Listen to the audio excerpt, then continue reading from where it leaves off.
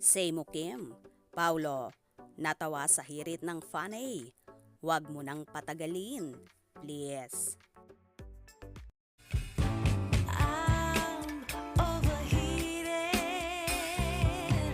can hardly sleep at night, doing crazy dreaming. You're the reason why, hiding by the baby. Nagkaroon nga ng What's Wrong with Secretary Kim watch party ang mga supporters ng Kim Pao.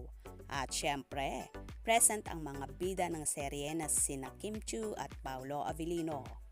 Bilang pasasalamat ay nagkaroon nga ng What's Wrong with Secretary Kim watch party para sa mga supporters.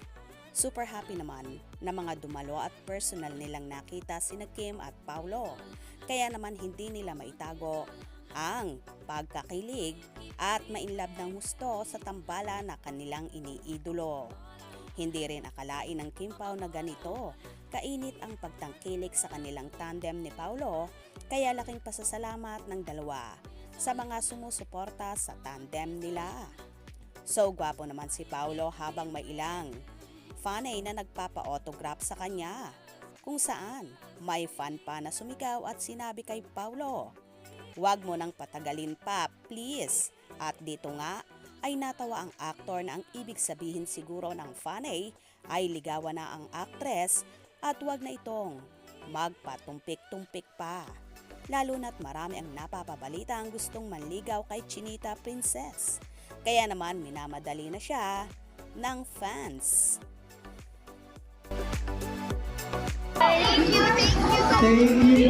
Thank you po. Pa, we love you. Pa, wag mo na patagalin, please. Wag mo na patagalin.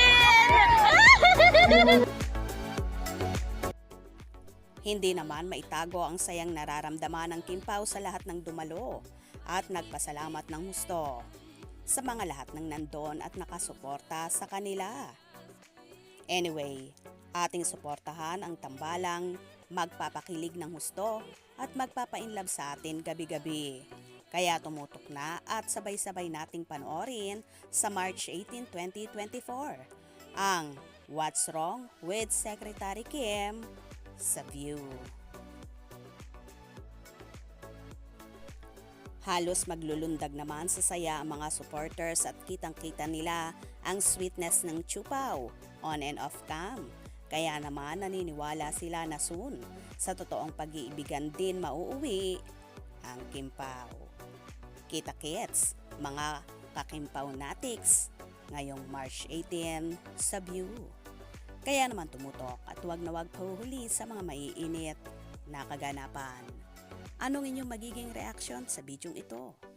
Comment below.